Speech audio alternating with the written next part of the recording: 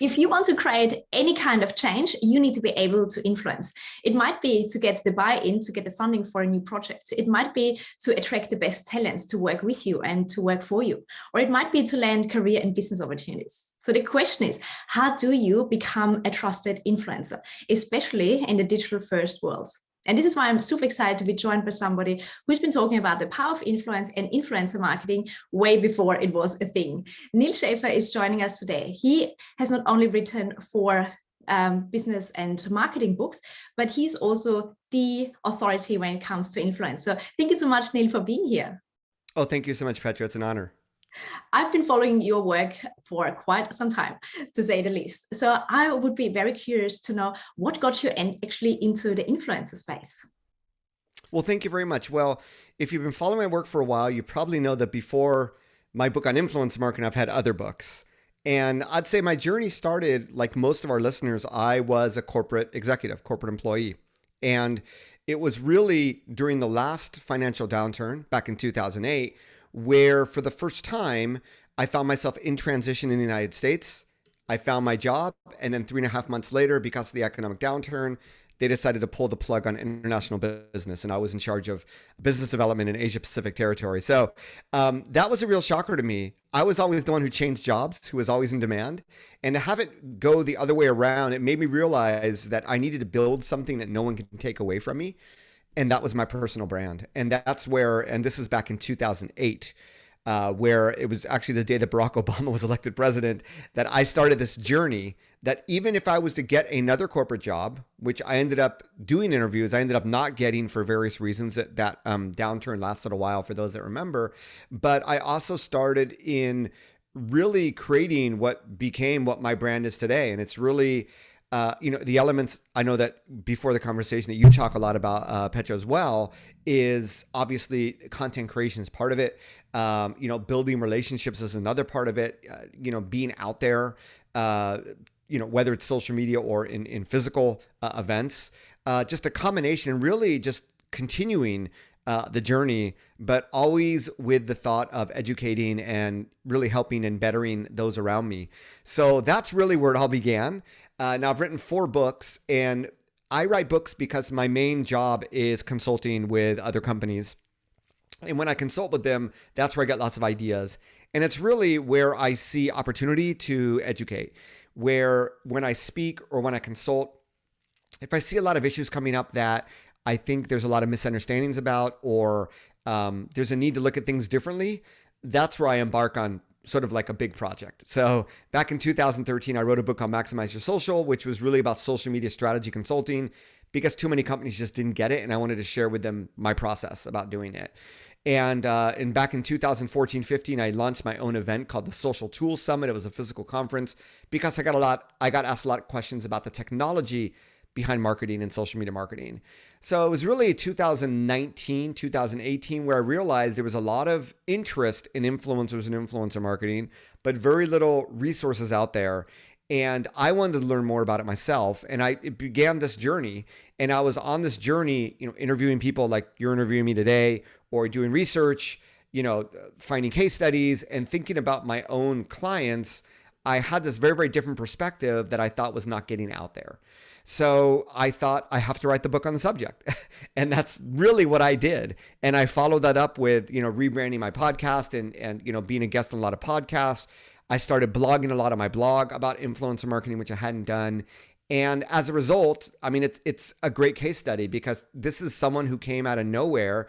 I began my blog in 2008. My first blog post about influencer marketing probably wasn't until late 2019 when I was ready to launch my book in March of 2020. And, a year later, I'm now known as this expert in influencer marketing. To me, I don't consider myself an expert. I consider it's just one of the many skills that I need to provide my clients and help them with. But that's sort of how it works. When you create content, when you get out there and you build relationships and you share, unique ideas, unique perspectives that everyone listening probably has, I'd say you can become, whether it's an industry influencer, thought leader, whatever you want to call it, within 6 to 12 months of consistently getting out there with your views and perspectives, you can start to get known. And even if you don't want to become a solo entrepreneur, you want to remain a corporate employee. I think we were talking before this. There's still tremendous benefits to sharing your perspectives. And not only does it benefit you, it actually benefits your employer a great deal. And part of influencer marketing, I know I've been talking a lot here, but I'll stop here. Part of influencer marketing is also, if I'm a company, I want to tap into the influence of my employees. And the more influence my employees have out there in digital and social media, the better it is for our company. So I think, 10 years ago, businesses were not ready for that. They'd stay off social media. I think it's very, very different today. And hopefully this conversation, I know we just got started, will help enlighten our listeners and help them, take the next step on their journey of personal branding. Oh, that's fantastic to hear. And thanks so much for sharing your journey and your transparency about it. And you're so spot on. You are the best case study, because simply by sharing an idea, talking about it from a different angle, makes you already the go-to in that field. Also, when you don't, quote unquote, have the credentials for it. And with that, you can pivot in any directions. Now, speaking of misconception, because you also said one of the reasons why you actually wrote the book and researched further are misconceptions about the topic. When we talk about influencer and influencer marketing, especially in Australia, we talked about that before, people cringe about this term, especially senior executives. Now, what does influence mean to you, and what are the biggest misconceptions about this term? Yeah, I think the biggest thing, and this is one of the first chapters of my book, The Age of Influence, is that, influence has already existed. There were, Charlie Chaplin doing, commercials back in the day. Babe Ruth, famous baseball player, doing, a newspaper ads for cigarettes. In fact, there was a Mark Twain brand of cigarette, leveraging his influence. I go into, Wedgwood, being one of the first influencers because the royal family used his, his fine, dinnerware, which made it very easy for him to sell this to other people. So, when we look at it that way, what's happened is that, when we grew up, the people that influenced us, for some of the executives listening, I am a Gen Xer. And, the people that influenced me were definitely TV stars, Hollywood stars. When Top Gun came out, I think I was a senior in high school, and one of my best friends, over the weekend, he watched it. He came back on Monday riding a bicycle with a black leather jacket on. I kid you not, a mini Tom Cruise. Today, though, when I look at high schoolers, and I have 2 high school children, they're being influenced by very, very different people, right? They're not being influenced by the traditional TV stars, traditional movie stars. They're being influenced by people that they see on their social networks where they spend their most time. We could say that TikTok and YouTube have become the TV of today for this new generation. So the concept of influence, of I see someone talking about something, it makes me interested in it. Back in the day before social media, they were only celebrities. You had to be a celebrity to have influence, right?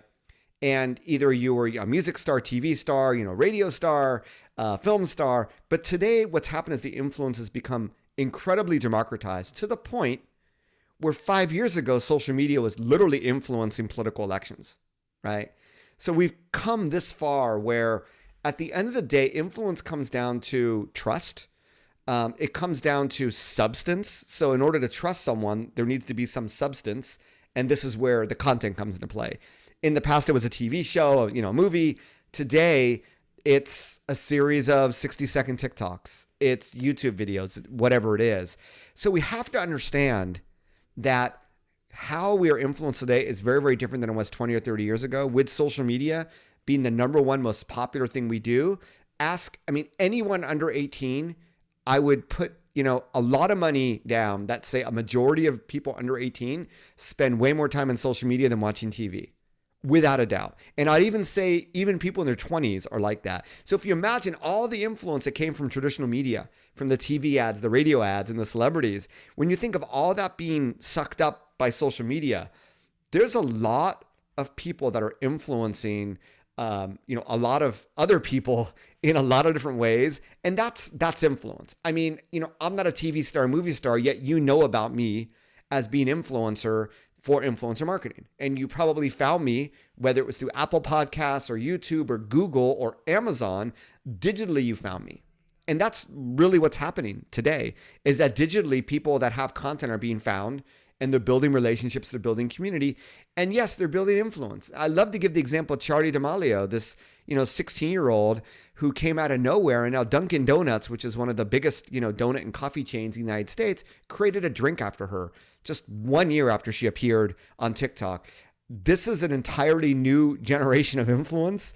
So I understand the pushback that a lot of senior executives might have, but it's real. And there is a real influencer economy. There's a lot of money in the billions of dollars being funneled into this. And it's effective because guess what? Those traditional ways of creating content to advertise your product, people don't like them. People, I think with coronavirus especially, they really crave the raw and authentic. And it's funny, I have my own podcast and I interviewed someone who's a specialist in creative advertising. And she was saying, no, you don't want to go into a studio and create, you want to like just use an iPhone. You don't even want to use a ring light. You just want it to make it look as natural as possible, as organic as possible, because that's what sells today. So it's very, very hard for companies and businesses that are used to doing business the old way to get used to it. But that's the reality. And it's only going to grow and grow as our use of social media grows, and as these digital natives get older and older. That's what they're used to. So I think 2021 is really a key year with the emergence of TikTok and really this mainstream short form video becoming one of the most critical ways of getting seen, whether it's on TikTok or on Instagram, or we could argue YouTube Shorts. It's a very, very different way of communicating, right? And people can see through if it's an ad. People can see through if you're not on the platform and you're not creating content the way that other creators are creating content. And that's where influencers come in, because they're better at creating content. Now, you used to work for a big brand, a big consumer packaged good brand. And I had a chance to work for Procter & Gamble. I had an offer in my early days. I ended up not working at Procter & Gamble for various reasons. But the way that those brands are used to of having control of creating, advertising is just very, very different than what people enjoy today, what people will consume today. So it's time for a change. And I think the sooner that the executives listening understand that, I think the sooner they'll understand influence, because guess what? That high schooler is probably better at creating content that resonates with other people on Instagram or TikTok or even on LinkedIn. Believe it or not, we've seen some younger generation people make great content. They are better at creating content than big brands are. And that's the reality. Big brands want to distance themselves. Humans crave connection. And influencers are able to bridge that gap, right? When done right, between the brand and the audience. And that's really the way you should look at it. And I'd say, I'm talking B2C, but even B2B, about understanding, technology or what have you. It's the same thing. It's tech bloggers, it's YouTubers. So really understanding that influencers play this really, really unique role connecting communities on social media with companies when relationships are done right. I'm not saying you just go after anyone and everyone, but that's the role that I believe, and Petra, I know that you're really passionate about this. That's the role that everybody listening can play in their industry as well, right? And there's a tremendous amount of IP that most corporate employees and especially executives have that never gets out there digitally. And once it gets out there digitally, that's where the magic happens. It's similar to when my background's B2B sales. And when I'd bring our executives out to the clients, the executives had these tremendous stories about our company, about, how we started, about our clients, how we found unique challenges and how we solved them. And there's just a tremendous amount of storytelling internally that most companies have that never gets out there. And that's a real waste. And that can be of real value. So I know I talked a lot. I know we went on a few different tangents there, but hopefully that all made sense and hopefully reframed sort of what influence is. It's nothing new, but with the democratization of media influence, it's taken on a new life, and either you get it or you don't. A lot of young startups, young companies, they get it. They're well-versed in it. You have a new generation of companies that came out of nowhere. They just on influencer marketing on Instagram and TikTok alone, they're able to generate business. And there's some older companies that have not participated that maybe have lost some market share or lost some edge. And I think that's the reality of today. Oh, it's so fascinating. And you dropped so many gold bombs that we need to unpack here a little bit. Your book, The Age of Influence, was released a couple of days, I believe, prior to the lockdown in 2020. And I think it has never been more relevant than now to be able to establish yourself in the digital age. Because before coronavirus, yes, we did use social media and digital platforms, but nowadays everyone has to use them. There is no other option. So this digital first interaction is so important. You also mentioned trust is built through content. Now, so many executives have already all the stories and the content, but they don't think to put it on social media. They talk about it in person because this is their natural way of communicating. What kind of tip would you give those who see that there is no way backwards, that they need to embrace digital? How can we get started to be more influential, especially if it's not our quote unquote job, if you don't want to become an influencer as our role? I like to take it personal. So I'd say if you do a Google search for something and you find the topic better than things you find in the search results, or you find people on social media talking about something, but they're not correct, or they don't have a logical perspective. I think if you can find instances where it's like, no, that's not the case. This is the case. This is what my experience tells me. I think those are potential triggers to get started in having a voice. In terms of having a voice, LinkedIn offers a blogging platform. I know blogging is probably very, very scary, but it could just be starting a conversation on LinkedIn. Hey, I've seen a lot of people talk about, this topic in this way. I've always thought it's this way. What do you think? And even something like that, having a natural conversation with your followers and connections is a great way to get started, because through that, you're going to get reaction, and then you're going to be responding to their comments, and it's going to get, I believe, the wheels turning in terms of, I have a lot to say on the subject. And a lot of people think that what I say has value.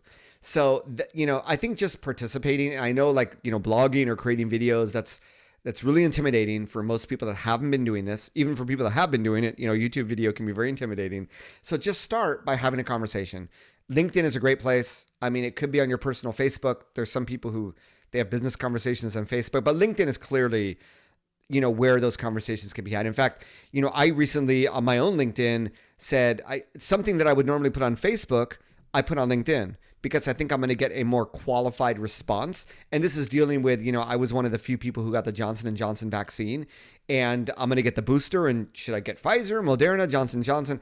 I just felt that on LinkedIn, I'm going to get a more appropriate, more professional answer than I would on Facebook, even though it's quasi-personal. And people are using LinkedIn, in this way more and more, in a more personal way than they did maybe 10 years ago. So that's a place to start. Maybe it also starts not by your even asking a question, but responding, of every day finding content that you can respond to. Maybe it's just going through your feed and responding. Maybe it's doing searches and, placing your commentary throughout LinkedIn. But it really starts by having a voice, right? Everybody has a voice. You just now need to digitally, implant it somewhere.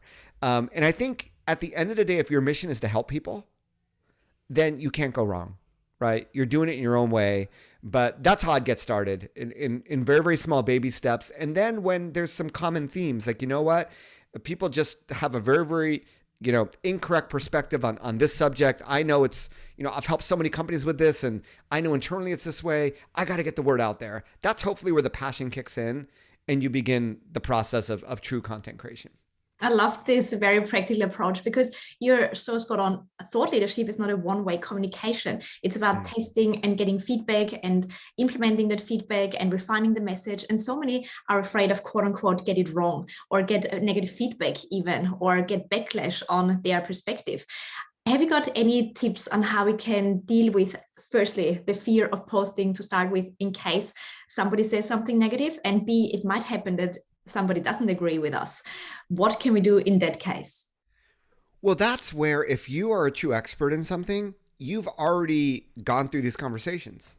You've already had people say, I disagree, maybe at conferences or with clients, but you have a perspective that says, no, I agree, I agree to disagree, or, this is why I believe this perspective is better than your perspective. This is natural. We're human beings. We have lots of different opinions. I think a lot of people are scared that when they put something out there, people are going to say you're wrong, you're incorrect. And in all honesty, it takes a lot. I think, especially on a platform like LinkedIn, it takes a lot of guts to actually disagree with someone publicly. They may think it internally, but to go out of your way to comment and to put your personal brand on there, not everyone's going to do that. And the people that are going to do that may not be the people that they may be doing it for a different reason than to have an intelligent conversation. So I'd say that if your ideas are baked enough that you've gone through in real life, these arguments, I think it's totally okay for social media. You always have the option, especially if it's on your own profile, you always have the option of blocking people. I know it sounds crazy, but you know what? It's your profile, your real estate. If someone doesn't abide with, human kindness on your profile, you block them. I block people almost every day on LinkedIn for different reasons, not for that reason. But I think generally speaking, the amount of negative comments that come is usually very, very small, if any, for that reason. Now, if you're on a platform like Facebook or Twitter, who knows? I mean, it's, everyone's sort of out there. But if you stick to LinkedIn, I think you'll see. And you know what? If it's a really controversial topic, then don't talk about it is another solution. Try to stay with the most conservative topics that very few people would disagree about is the other approach there. But, I think that in terms of, people disagreeing with you, that's totally okay. I have people disagree with me and I give my reasoning, they give their reasoning, and it is what it is, right? And that's totally okay. What you may find though, when it's public, is that some of your friends come to your rescue and say, no, you're right. This other person's wrong. And I've had that happen a lot as well. And that's where you really foster this community, right? So sometimes putting yourself out there can be scary. There's always the advantages and disadvantages, the benefits and, and the bad things that come with it. I just think the benefits far outweigh the potential negatives, and the potential negatives can be dealt with in these ways that I talked about. I love this approach, because in the end, as a personal brand, the only way to stand out is to stand for something. That means some people love you and others don't like you at all. And this will always be the case. And we're just taking the conversation to another level. Instead of having the conversational room where people could disagree with us, it's now public. But at the same time, this is the age that we live in. Yeah. And it's funny. There's a lot of the younger generation will say, fake it till you make it. Right. You're not faking anything. You've already made it. You already know your stuff. So there's a lot of other people out there in social media who don't know nearly as much than you do, but they're going out on a limb saying all this stuff.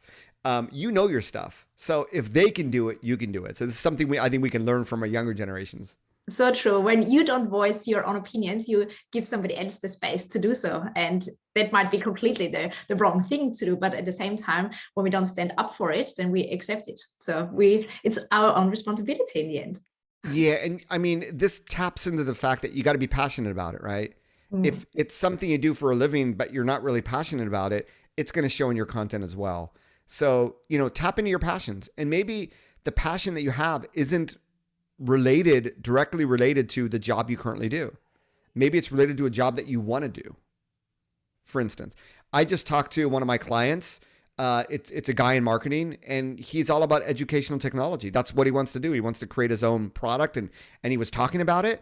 And, if he was going to talk in social media, I'd want him talking about educational technology rather than marketing, because 5 years from now, that's where he wants to be. So just another thing to think about. And this is a really important aspect, because in the end, research shows that we're not just changing jobs more frequently, but entire careers, because technology is replacing tasks, and some industries or professions are no longer relevant. So the only way to stay relevant is to reinvent ourselves and actually go to the next stage also when we're not there. And what you did, you started talking about this topic, and all of a sudden you were the go-to in that field. It doesn't happen overnight, but it does happen when you are prepared to show up and share your learnings along the way, also when it's not perfect, quote unquote.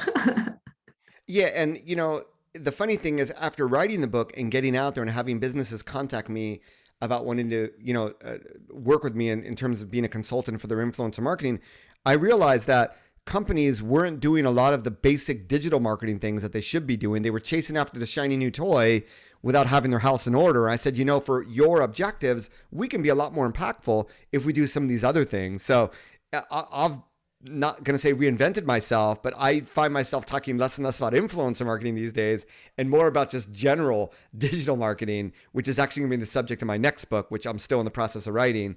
But it's natural. I mean, we evolve so quickly and the world is evolving so quickly, it's only natural that your career is evolving. And if it's not evolving, I sort of worry for you, because everybody's job over the last 5 years or 10 years with technology has probably changed in some way. And you always want to be ahead of that curve. And if you haven't changed your ways or you haven't picked up any new skills, I really worry for your future, in all honesty.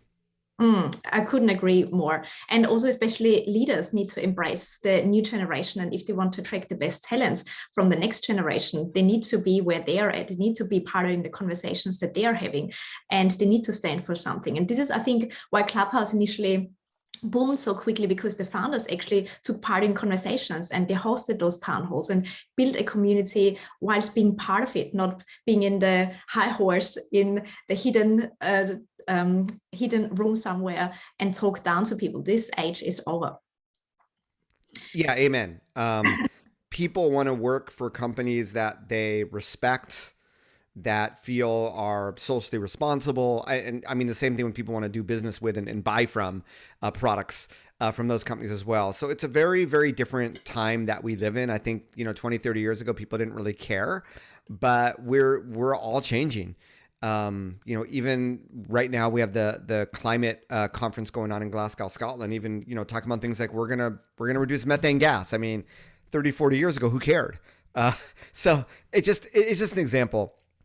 Things are always changing and companies are evolving because people evolve. And as professionals, we need to evolve as well. Oh, excellent. Now, to wrap this interview up, which has been nothing but gold so far, you recently released also a podcast episode on what leaders need to know about influence. Can you give us a couple of key takeouts, what leaders and senior executives need to take in consideration for themselves to establish their own online presence and profile, but also to tap into their employees' profiles and their audiences? Yeah, I think what I tell leaders is that when we look at social media, especially, for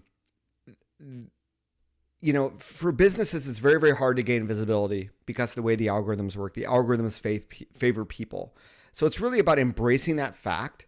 And instead of just spending more and more money on advertising, really realize that if you can get your employees talking about your business, talking about your brand, it can be a very, very powerful thing. Now, it has to be done in an authentic way. You're not going to pay your employees to talk about you, but it's creating an environment, right? It's creating a training program that says, you know what, if you want to learn how to take better pictures or shoot better videos or do TikTok, we're going to teach you because we want to empower you. And if you talk about us, great. Even if you don't talk about us, it's going to help develop that relationship, right? And therefore, I believe that companies really need to lead by example. So if you want your employees to be doing social media, you need to be doing social media. Yes, the executives need to be taking part in the exercise as well.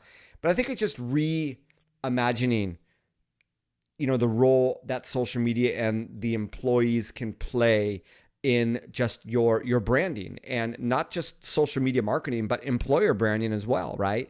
That people say positive things about your company out there on social media. So this is something that I think that every leader, needs to understand. And I think if you can take that approach, we would call this employee advocacy.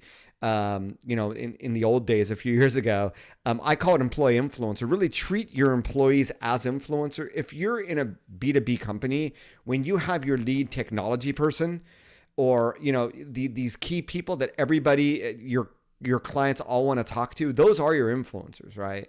So treat them as influencers, help them, encourage them and help them to create content. And if you can create this sort of program where you're helping your employees, you're teaching them about personal branding, you're giving them all the skills to allow them, to empower them to be themselves on social media, and maybe they'll share positive comments about your company, who knows? But if you can create that sort of a program, you can now be able to bring in your customers as influencers. You can start to bring in outside people as influencers. So I believe that for, leadership, it's really understanding the role that influence plays today in social media, and really, embracing it and finding ways in which you can create, some structure around it and create this inclusive program That might include your customers, might include your followers, your fans, but definitely include your employees. And I think every company should have such a program so that the employees that are really into social, let's equip them. Let's make them the champions of our brand out there. Oh, that was the perfect wrap up, because in the end, it also helps the company. Because if, say, a sales team or account managers or the business development team needs to go out and find new clients, when those clients already have had some kind of interactions with the sales team, not just with the CEO, they already have a lot more trust in the entire organization, which hopefully makes them to enroll with this company rather than with a competitor. So it comes back in full circle. Oh, it absolutely does. And, social media at the end of the day is about word of mouth. And that's how you get word of mouth going. You can begin with your employees. And especially if you're in a B2B organization, your salespeople are your influencers. In fact, they also get monetized. They monetize their influence with commission, right, from sales made. So they are the perfect people. If you're thinking of creating this program and fostering influence in social media, begin with your salespeople, and you can't go wrong. And then once again, they build trust through their connections. They talk about your company. Really, you want them to talk about the things that they would normally talk about when they're offline meeting your customers, but to do more of that online. And you can imagine the impact that can have on your business. Oh, I love this conversation and your take on influence, your definition, and also how practically you can explain the benefits of it and rethink the way how we see influencer marketing. It could be literally in tapping into your junior staff who spread the word for you positively, and all of a sudden it has the ripple effect. This is what makes somebody or something trusted. Yeah, you don't have to have 1 million followers to have influence today, and that's the key thing, that anybody can be an influencer. And even in the influencer marketing industry, they used to say micro influencers had to have 10,000 followers. Now they say nano influencers have to have 1,000 followers. So we're in the day and age where, look around you, look at your employees, look at your customers, look at your followers, look at all the people that have more than 1,000 LinkedIn connections or Twitter followers or Instagram followers. There's a lot of people out there. And, a lot of companies, especially niche B2B companies, they don't even have 1,000 followers themselves. And even if you have 5,000 followers, if you have, 10 employees with 1,000 followers apiece, you've now doubled your potential reach. So the math just adds up on the side of leveraging social media, not to promote your brand, but to develop relationships and to foster relationships with all these people that already have brand affinity for you, right? Your customers, your employees, your fans, and to leverage that word of mouth in a positive way. And if you don't see the word of mouth happening, that's where you want to create this program, proactively bring people in, develop relationships with them. But I think social media really is the ultimate, I don't want to say marketplace, but it's just the ultimate venue to develop relationships. And that's how people use it. And I think if more and more businesses use it the same way, they're going to reap a lot more benefits than just trying to promote and advertise. I think those days of getting a lot of traction on social media by doing that are pretty much gone. Now, this conversation has been incredible. So thank you so much for sharing all your insights. You mentioned briefly there is a new book in the making. What can we expect? When are you planning to have it out there? And what is it exactly about? Well, I'm hoping to release a free preview before I write the entire book to get feedback. But it literally is about a term that you had said before, which is digital first, which is when I began working with companies after coronavirus, after publishing The Age of Influence, of really just as I reimagine influencer marketing and social media, of reimagining digital marketing. A lot of companies have been investing in things like SEO, investing in things like email marketing and marketing automation, but their perspectives on it are still very old. And I think that it requires a reset and a new way of looking at these things, especially with coronavirus. And the fact that, it requires a acceleration of the digital transformation that most companies have been really slow in doing. So I am a social media marketer turned digital marketer. So hopefully it's a unique perspective to digital, as The Age of Influence is a unique perspective to influencer marketing. So hopefully sometime next year. It's still very, very early days, but it's something I've been wanting to write for a while. And every time I talk about it on a podcast like this, I am held accountable for actually writing it. So thank you for asking about it. And if you, it's not available yet, but if you follow me on the socials or hit my website, hopefully before the end of the year, you'll see that free ebook and you'll get a feel as to what I'm talking about. Oh, that's exciting. And honestly, I can't wait. I'll check in with you every now and then, say, how far are you? To keep you on You're my track. accountability partner now, right? This, we've got it on recording. Yes, I am. Now, where is the best way to connect with you? You mentioned some of the socials. Have you got a preferred platform? I assume it's LinkedIn. Yeah, well, so I'm Neal Schaffer, Nealschaffer. I'm everywhere on social. I don't have a preferred platform because people are everywhere. My preferred platform is your preferred platform. Let's put it that way. So you'll find me everywhere, and I also have my own podcast called the Your Digital Marketing Coach podcast, and then obviously the Age of Influence is available wherever books are sold. And I'll put all the links, of course, in the show notes. And I couldn't recommend to check out any of your resources anymore because they are very valuable, very practical, and most up-to-date resource that I could find. So thank you again. Thank you very much.